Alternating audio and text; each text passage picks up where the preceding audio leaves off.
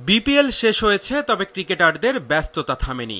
একদিকে চ্যাম্পিয়ন্স ট্রফির জন্য জাতীয় দলের ক্রিকেটাররা করছেন অনুশীলন, অন্যদিকে ঘরোয়া ক্রিকেটের আরেকটি বড় আসর ঢাকা প্রিমিয়ার লিগ দরজায় কড়া নাড়ছে। 22 ও 23 ফেব্রুয়ারি হবে চলতি আসরের দলবদল। তার আগে ক্লাবগুলো ইতিমধ্যেই গুছিয়ে নিয়েছে নিজেদের দল। গত মৌসুমের মতো এবারও সরাসরি চুক্তির মাধ্যমে ক্রিকেটার নিচ্ছে দলগুলো।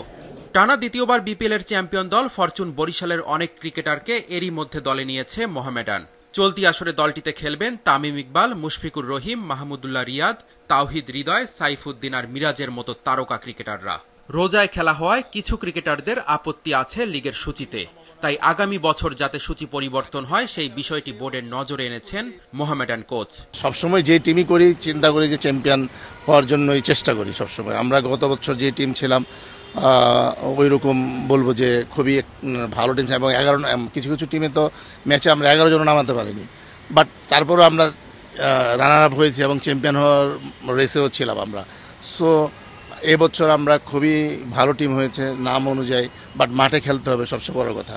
বাংলাদেশের সবচেয়ে মোস্ট ভ্যালুয়েবল একটা টুর্নামেন্ট হল প্রিমিয়ার লিগ। এই টুর্নামেন্টটাকে যদি কোনোভাবে রোজার থেকে আলাদা করা যায় তো আমার মনে হয় যে সবচেয়ে ভালো হয়। অন্যদিকে প্রিমিয়ার লিগের সবচেয়ে সফল দল ঢাকা আবাহনী। লিগ ইতিহাসে সর্বাধিক 23টা শিরোপা তাদের। ডিপিএল লিস্ট এ স্বীকৃতি পাওয়ার পর 5টি শিরোপা জিতেছে আবাহনী।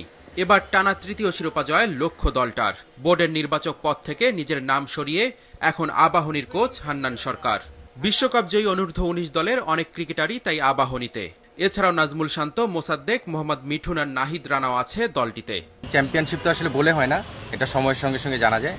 বাট আমার বিশ্বাস যে চ্যাম্পিয়ন হওয়ার মতো যে ধরনের প্লেয়ার দরকার সেই চ্যাম্পিয়ন প্লেয়াররা এই দলে আছে। টিম কম্বিনেশন আমার কাছে মনে হয় আমার ক্যাপ্টেন থাকাতে, মোসাদ্দেকও আবাহনীর ক্যাপ্টেন্সি করে, সো দুই ক্যাপ্টেন থাকাতে আমার মনে হয় যে সেই জায়গাটায় আমার কাজটা অনেক সহজ হবে। আর এবার বিপিএলের রানার্স আপ টিমের ক্যাপ্টেন মিথুনও আছে, সো নিশ্চিতভাবে আমাদের ওই জায়গাটায় তাদের ক্যাপ্টেনদের ফিডব্যাক পেলে আমার কোচিং করার কাজটা অনেক সহজ হবে। ডিপিএলকে সামনে রেখে শক্তিশালী দল গঠন করেছে লেজেন্ডস অফ রূপগঞ্জ। জাতীয় দলের বেশ কয়েকজনকে দলে ভিড়িয়েছে তারা।